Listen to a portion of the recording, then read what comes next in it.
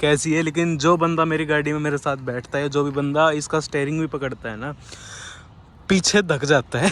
सीधी बात है, उड़ती रहती है भाई ये गाड़ी। पर मैंने ना एक गलती करा दी।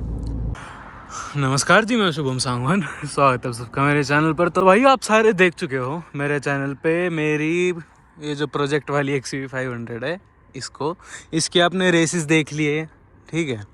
और कोई कंपैरिजन तो हालांकि मैंने इस गाड़ी का करा नहीं है, जैसे साथ ही साथ गाड़ियों को खड़ी करके मैंने कोई कंपैरिजन इसका करा नहीं है आज तक।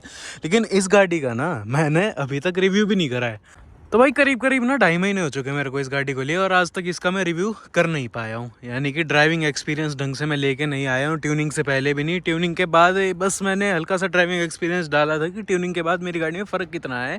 लेकिन इन टोटल जो ड्राइविंग एक्सपीरियंस और जो गाड़ी का रिव्यू होता है, मैंने अपनी प्रोजेक्ट कार का आज तक नहीं करा है। पुरानी वाली XUV का बहुत लाया था, और जो फ़ैन बेस मेरे चैनल पे XUV 500 का है भाई, सब जानते हैं, ठीक है।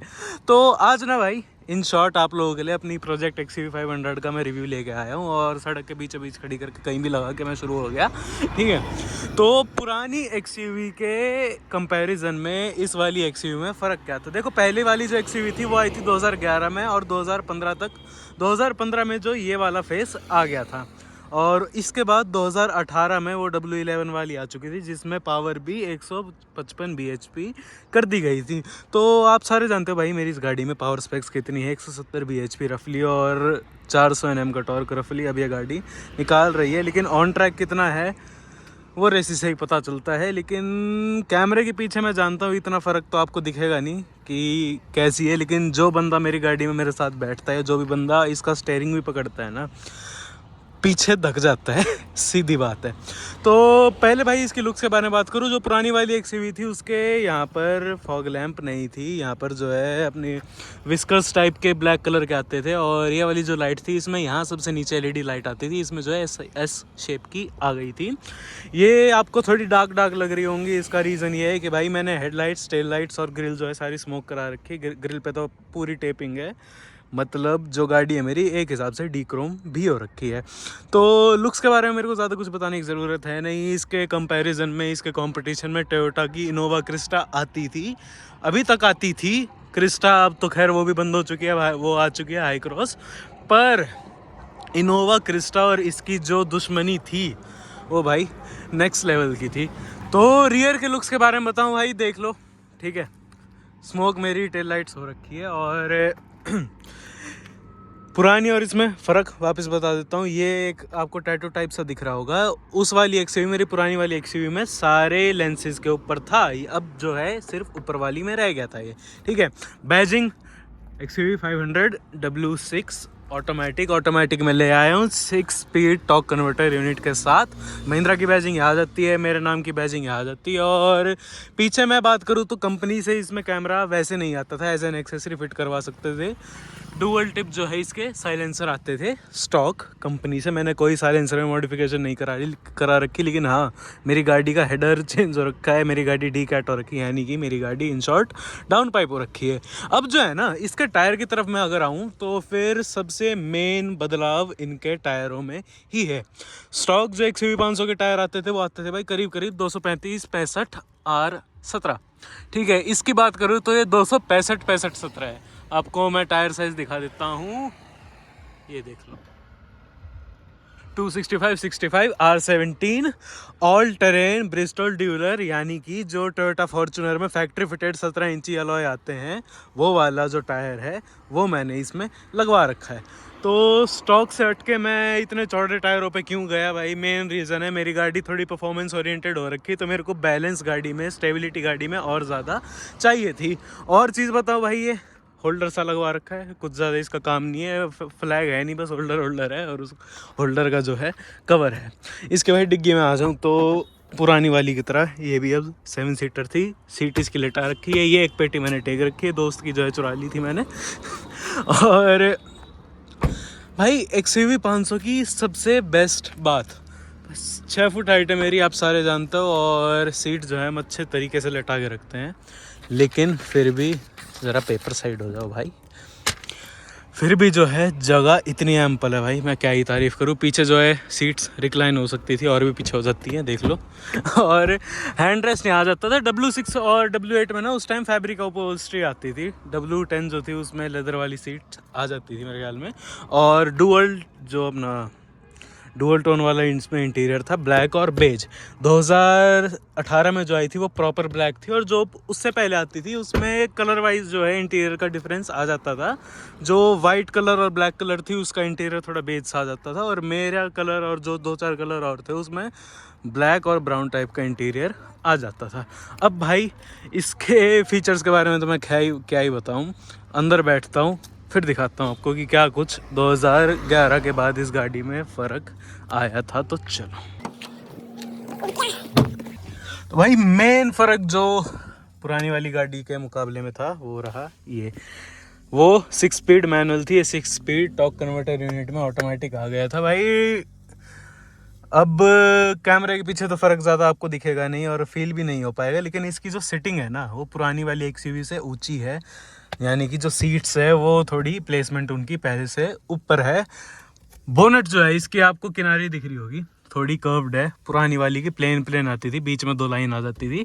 कर्व इसलिए है क्योंकि भाई सीट मैंने लेटा रखी है अच्छी खासी, लेकिन मेरे को अब भी जो है बोनेट के कोने दिख रहे हैं। मेरे को उस वाली गाड़ी में कोने नहीं दिखते थे, और कोने अच्छे से दिखे इसलिए मैंने झंडा टिकवा लिया।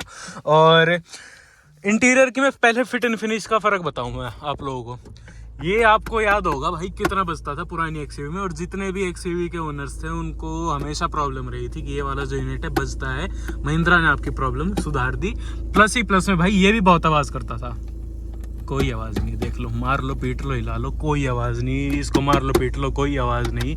ये बटन दबाया खुल गया, इनफ, ठीक है। इसके इंफोटेनमेंट स्क्रीन के बारे में अगर मैं बात करूँ, पुरानी वाली प्रॉपर रेड कलर के थीम में आती थी। चाहे मैं एम्बिएंट लाइट्स की बात करूँ, चाहे मैं स्क्रीन की बात करूँ, पुरानी वाली XUV प्रॉपर रेड थीम में आती थी। इसमें जो है ब्लैक और अपना जो ब्लू कलर का है वो सारा इंफोटेनमेंट सिस्टम आ गया था। जो अपने बस इसमें ये है कि आपके ड्राइविंग वाला जो पॉइंट स्कोर वाला वो मैंने आज तक खोला ही नहीं है। इसका नाम मेरे को खोलने की ज़रूरत है, इन्फो में आता होगा। Infotainment, Android Auto, eco sense, कई स्कोर, स्पीड, ये मैं देखता ही नहीं। बस ये कुछ फीचर्स थे जो पुरानी वाली के मुकाबले में नई वाली में ऐड हो गए थे 2015 में, और टिल दी एंड ये वाली इंफोटेनमेंट स्क्रीन और ऐसा ही इंटीरियर आया था। बस लास्ट में जो है टोटल ब्लैक, और यहाँ जो है लेदर वाला थोड़ा रैप, थोड़ी फीलिंग लेदर वाली आ चुकी थी। अब मैं बताऊँ फ़र्क।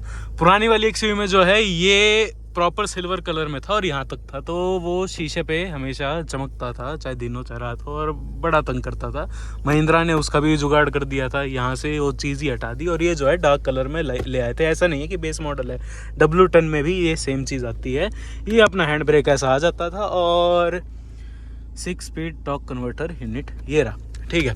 फीचर ज़्यादा कुछ बदलाव था नहीं दोनों गाड़ी में। ब्रेक दबाऊँ मैं D पे लगाऊँ, गाड़ी मेरी अपने आप चलने लग जाती है। तो अब आ जाता हूँ भाई इस गाड़ी की ड्राइविंग के ऊपर।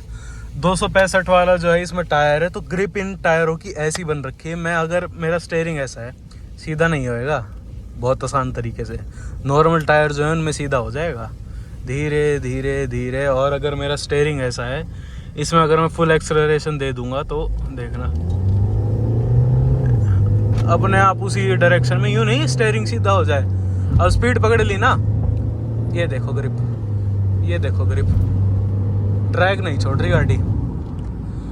265 का 65% यानी 17 इंच। अगर 18 इंच होते तो वो जो है ना बाउंसीनेस वो कंटेन हो जाती। इस गाड़ी में बाउंसीनेस है भाई, अभी भी है, पहले से कहीं ना कहीं थोड़ा बहुत फ़र्क है, थोड़ी ज़्यादा ही हो सकती है, परंतु बाउंसीनेस के साथ साथ चौड़ाई भी ज़्यादा हो चुकी है टायरों की, तो उसकी वजह से फ़र्क भाई आप लोगों के आ गई है। तो अब भाई ट्यूनिंग के बाद ड्राइविंग में क्या कुछ फ़र्क आया है, देखो। एक तो टॉर्क कन्वर्टर यूनिट है ना, ये बिल्कुल भी फ्यूल सेवर वाला यूनिट नहीं है, ठीक है। मैनुअल में ये गाड़ी 2.5 से 3 की माइलेज फालतू देती थी, और जो 1.99 वाली आई थी, देखो इस टाइम इस फेस में ना दिल्ली एनसीआर में जो गाड़ियाँ बिक रही थी वो बिक रही थी 2000 सीसी की, और उससे बाहर जो है वो बिक रही थी 2200 सीसी की। तो इसके जो प्रीवियस ओनर थे उन्होंने बहुत अच्छा काम करके ये गाड़ी मोहाली से उठाई थी, दिल्ली से नहीं उठाई थी, क्योंकि उनको चाहिए ही 2200 सीसी में था। हालांकि दोनों गाड़ियों में पावर का फ़र्क नहीं था, बस थोड़ा बहुत जो फ़र्क होता है वो तो होता ही है। और देखो ट्यूनिंग के बाद ड्राइविंग में क्या सुधार आया है, एक तो टायरों का बता दिया मैंने आपको कि कितना फ़र्क आया है स्टेबिलिटी में, और इतनी ग्रिप बन चुकी है ऑल टेरेन टायर से। भाई सबसे बेस्ट टायर है ऑल टेरेन, और मैं और कुछ नहीं कह रहा। लेकिन एक्सेलरेशन की अगर मैं बात करूँ ना, मैं बोलूँगा नहीं कुछ, बस सुई देख लो एक बार।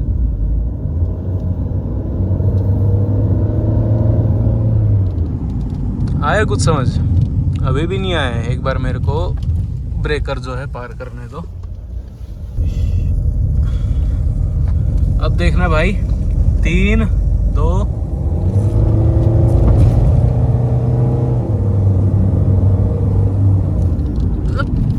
सुई इतनी पागल हो रखी है ना अब, एक तो स्पीड का पता ही नहीं चलता, कभी ये गाड़ी 100 120 130 ऐसे ही चलती जाती है जैसे पता नहीं पानी हो। और फर्क और बताऊं आपको, हाउ आर यू? फर्क देखा भाई, एकदम पीछे हुआ ना ये बंदा। ये होता है जब टॉर्क कन्वर्टर यूनिट में आप 400 Nm का टॉर्क दे दो ना टॉर्क कन्वर्टर में। हालांकि टॉर्क का लॉस हमेशा होता है 10-12 जो न्यूटन मीटर है हमेशा कमी रहता है उसमें मैनुअल के हिसाब से। पर जो इस गाड़ी में अब टॉर्क आ रखा है ना, जो रश आ रखा है, टॉर्क कन्वर्टर की पहचान ही ये है कि इनिशियल आरपीएम पे ही वो आपको पावर प्रोवाइड कर देती है। डीसीटी डीएसजी जो है उनकी बाद की जो शिफ्टिंग है वो स्मूथ है, लेकिन इनिशियल इतना लैगी होता है उन गाड़ियों का। इसका इनिशियल ही इतना खतरनाक है भाई कि मैं क्या ही बताऊं।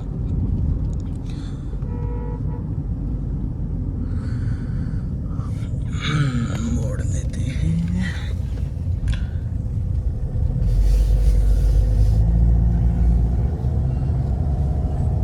अब मैनुअल के मुकाबले में मैं इसके अंदर की अगर नॉइज़ की बात करूं तो इंजन नॉइज़ भाई ऑटोमेटिक में हमेशा ज़्यादा होती है मैनुअल से। क्योंकि आपको मैं एक तासीर बताऊं ऑटोमेटिक की, मैंने रेस छोड़ रखी है एकदम। मैं रेस दबाऊंगा ना एकदम आरपीएम उठेगी, ये देखो, छोड़ दी, पकड़ी, एकदम उठेगी। मैनुअल का ये है वो अपने हिसाब से जो है आरपीएम को रखती है। अब जैसे मेरी आरपीएम है अभी 2.5-3, अब रेस छोड़ दूंगा ना सारी आरपीएम गिर के और 2-3 जो गियर है अपने आप ऊपर शिफ्ट कर देती है। तो आवाज़ जो है यार ऑटोमेटिक में ऑब्वियसली मैनुअल के मुकाबले में ज़्यादा है, लेकिन मज़े इतने हैं ना भाई। अभी जैसे मैंने बंद कर रखा है सब, म्यूज़िक सब बंद कर रखा है मैंने, तो जो मैंने डाउन पाइप कराई थी और जो ट्यून हो रखी है ना उसकी वजह से टर्बो की इतनी प्यारी साउंड हो रखी है गाड़ी के अंदर। वो वैसे नोटिस में तो कम आएगा, कैमरे में कितना जस्टिस होता है मेरे को कोई आइडिया नहीं, लेकिन अगर बैठ के प्यार से सुनो ना उस चीज़ को, वो चीज़ अलग लेवल की है। अभी इस गाड़ी में और भी काम कराने के मेरे प्लान्स है, उससे जो है मेरी परफॉर्मेंस और बढ़ेगी, उससे जो गाड़ी की ग्रंट है उस गाड़ी की, इस गाड़ी की जो आवाज़ है वो भी अच्छी खासे तरीके से बढ़ने वाली है। तो भाई एक्सेलरेशन देख लो,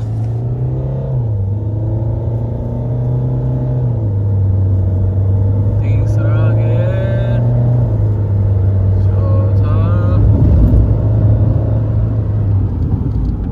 उड़ती रहती है, इसको कोई वो नहीं है, उड़ती रहती है भाई ये गाड़ी। पर मैंने ना एक गलती करा दी, इस गाड़ी के जो ब्रेक पैड थे वॉर्न आउट हो गए थे। मैंने सोचा कि थोड़े टाइम में ब्रेम्बो में अपग्रेड करूंगा, पर ब्रेम्बो के 100-500 के बनते ही नहीं है, कंपनी से ही बनवाने पड़ेंगे ब्रेम्बो से।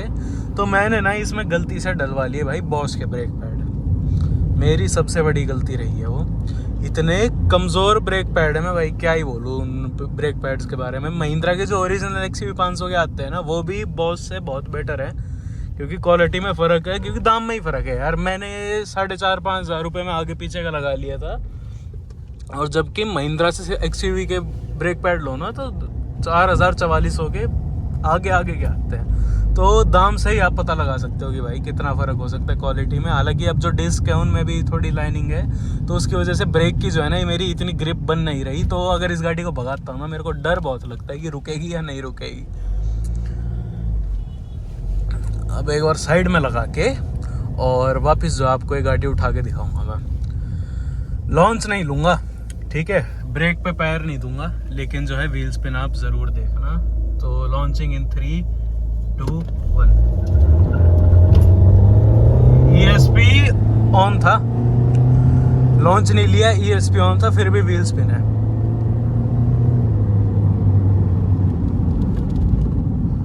तो इस गाड़ी का ना मैंने 0 to 100 का भी टेस्ट करा था और एक राउंड में भाई एग्जैक्ट 9 सेकंड्स आया था। और इसमें अभी भी मेरे को परफॉर्मेंस की अपग्रेड करानी है। तो अगर इतनी भारी गाड़ी, एक स्टॉक SUV जो 12 सेकंड में सो जाती थी, अगर स्टेज 2 ट्यूनिंग में अंडर 9 सेकंड्स जा रही है तो भाई कोई खराबी नहीं है। तो ओवरऑल मैं बस यही बताना चाहता था कि इस वीडियो के मकसद से कि जितने भी भाई XUV वाले हैं मेरे चैनल पे, जो अपनी XUV को ट्यून कराना चाहते हैं या XUV ओन करना चाहते हैं, बजट में इससे बेहतर गाड़ी नहीं है।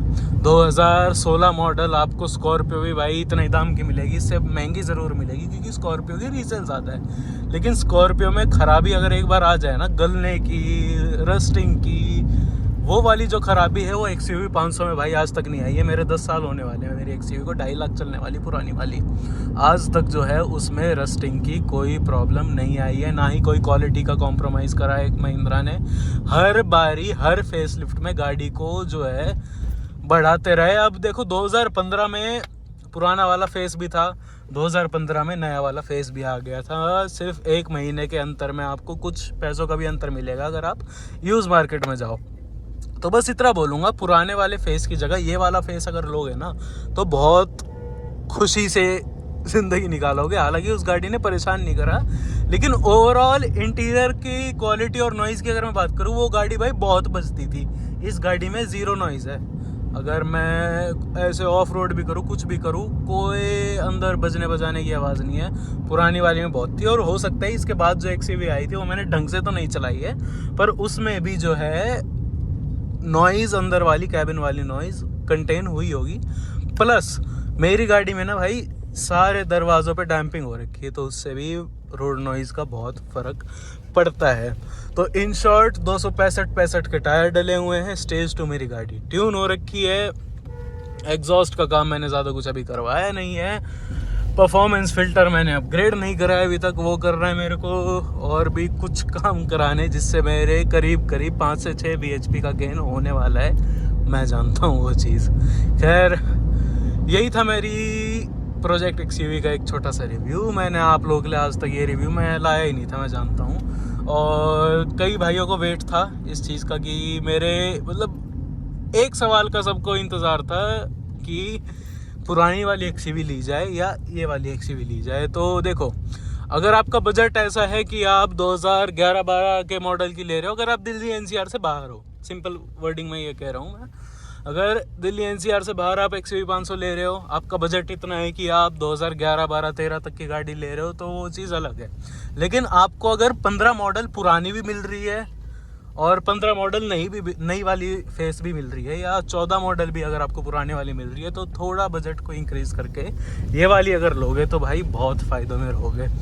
अब इतनी ख़राब रोड है, देख लो, पत्थर ही पत्थर, गाड़ी में कोई आवाज़ नहीं, कोई नॉइज़ नहीं बजने की।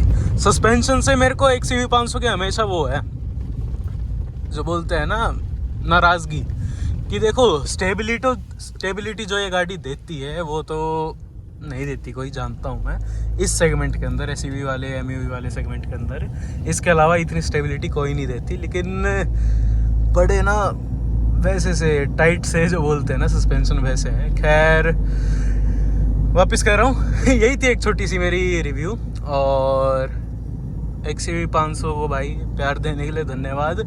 कुछ तो है इस गाड़ी में जो मैं वापस ये गाड़ी उठा के ले आया। बाकी XUV 500 के कितने चाहने वाले हैं कमेंट करके मेरे को प्यार दिखाओ, बताओ। और मिलते हैं अगली वीडियो में, तब तक के लिए धन्यवाद। इंस्टा की ID डालता हूँ, जाके फॉलो कर लो। तो ओके बाय।